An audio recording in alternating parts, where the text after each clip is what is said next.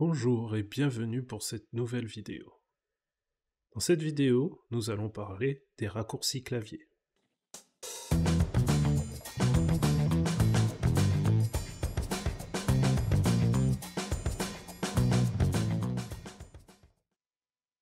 Alors, pourquoi des raccourcis clavier et qu'est-ce que des raccourcis clavier? Alors, des raccourcis clavier, c'est une combinaison de touches qui va vous permettre de faire différentes actions. Je prends un exemple. Je suis dans un fichier texte. Je veux copier des mots. Je fais un raccourci clavier pour les copier. Je fais un raccourci clavier pour les coller. En l'occurrence ici, j'ai fait CTRL-C pour copier, puis CTRL-V pour coller. Donc déjà, ça vous donne deux raccourcis clavier. CTRL-C, copier, CTRL-V pour coller. On a aussi CTRL-X qui va permettre de couper. On en a d'autres. On a par exemple CTRL-A pour tout sélectionner. On a aussi CTRL-Z qui permet d'effacer la dernière action qu'on a faite. Et on peut faire CTRL-Y pour reproduire l'action qu'on a annulée. On a CTRL-P pour imprimer. Il faut savoir que ces raccourcis clavier sont utilisables dans plusieurs endroits. Alors, on peut les utiliser dans l'explorateur de fichiers. Par exemple, si je prends l'exemple d'image, on peut aller dans les images. Je peux très bien copier des images, CTRL-C, puis créer un nouveau dossier, hop, et coller avec CTRL-V mes images dans ce dossier. Par exemple, si je veux déplacer des images, comme j'ai fait tout à l'heure, je vais supprimer ces images. Je peux très bien, hop, reproduire, prendre certaines images, là par exemple ces deux-là, faire CTRL-X, retourner dans le nouveau dossier, faire CTRL-V, et j'ai mes images qui sont ici, elles sont plus là, parce que je les ai coupées. On peut aussi faire CTRL-A, du coup, pour sélectionner tout un dossier. Si par exemple, j'ai un dossier qui est rempli d'images, et que je veux récupérer toutes ces images, et que je dois toutes les sélectionner, au lieu de les sélectionner une par une, je peux très bien faire CTRL-A, et sélectionner toutes mes images. Et comme ça, je peux soit les déplacer dans un autre dossier, soit faire un copier avec CTRL-C, ou encore tout supprimer. Puisqu'on parle des raccourcis clavier, il faut savoir que on peut sélectionner plusieurs images. Vous avez dû me voir sélectionner tout à l'heure plusieurs images de différentes façons. Par exemple, pour sélectionner plusieurs images, je peux faire un clic gauche maintenu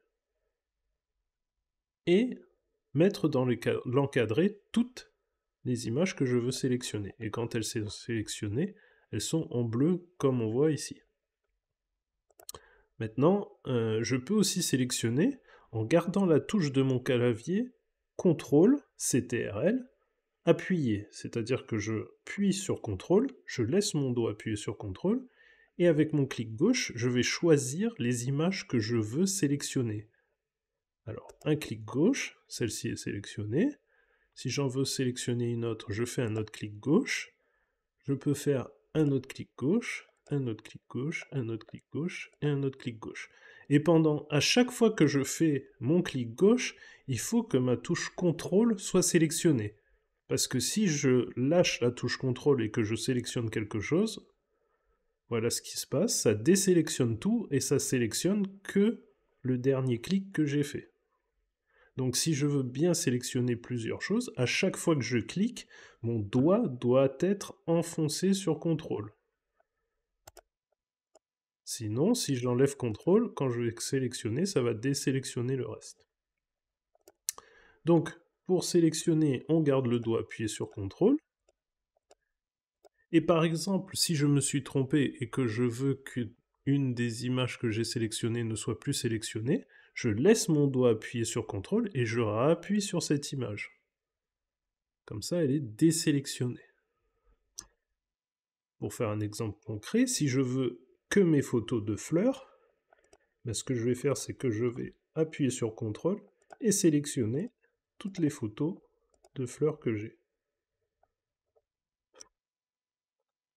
Je ne me trompe pas, ça a l'air d'être... Et je vais faire un CTRL X, je vais faire un nouveau dossier, je vais l'appeler fleurs.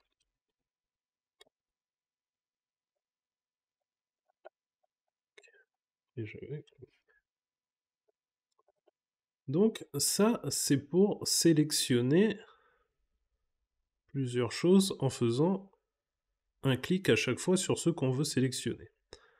On peut aussi sélectionner en utilisant la touche Shift. Alors la touche qu'on appelle Shift, c'est la touche avec la flèche vers le haut qui est juste au-dessus de la touche CTRL. Je laisse mon doigt appuyer sur cette touche, je sélectionne ma première image, et si je sélectionne une autre image, qu'est-ce qui va se passer? Eh bien, il va me prendre tout ce qu'il y a entre ma première sélection et ma dernière sélection. Si on change d'affichage en liste, en fait, il me prend la première sélection, j'appuie sur Shift, clic gauche sur ma deuxième sélection, et il m'a pris toutes les images qu'il y a entre les deux. Comme ça, je peux tout sélectionner. C'est pareil, si je me rends compte que je suis allé trop loin, je peux laisser mon doigt sur Shift, je resélectionne, et il me supprime ce que je veux retirer. Tac. Si par exemple je me rends compte que je veux plus la fin, après Jonathan, je clique dessus, et il m'enlève tout ce qu'il y avait sélectionné après. Ça c'est avec la touche Shift. Si je veux désélectionner juste une chose au milieu, par exemple on veut juste enlever Jonathan, ben je vais appuyer sur CTRL, cliquer sur Jonathan, et il m'aura désélectionné Jonathan. Donc voilà pour sélectionner, désélectionner des dossiers, des fichiers. D'autres raccourcis qui peuvent se monter utiles, on a Windows L. Windows L qui permet de verrouiller sa session en fait. C'est-à-dire que vous allez verrouiller votre session Windows. Par exemple, vous quittez votre poste, vous voulez que personne n'accède à votre ordinateur sans votre mot de passe, ben vous pouvez verrouiller votre session avec Windows L. Et votre session, elle est bel et bien verrouillée et personne ne peut y accéder sans votre mot de passe. Là, il faut taper votre mot de passe et on peut accéder à votre session. Ensuite, autre petit raccourci qui peut être utile, lorsqu'on est sur Internet, parfois on peut avoir une page Internet qui se met en plein écran. Donc, vous vous retrouvez en plein écran et du coup, vous n'avez plus accès aux touches pour fermer et pour rétrécir votre fenêtre Internet. Donc, pour retrouver un écran normal, pour sortir du plein écran, on va dire, il faut appuyer sur F11.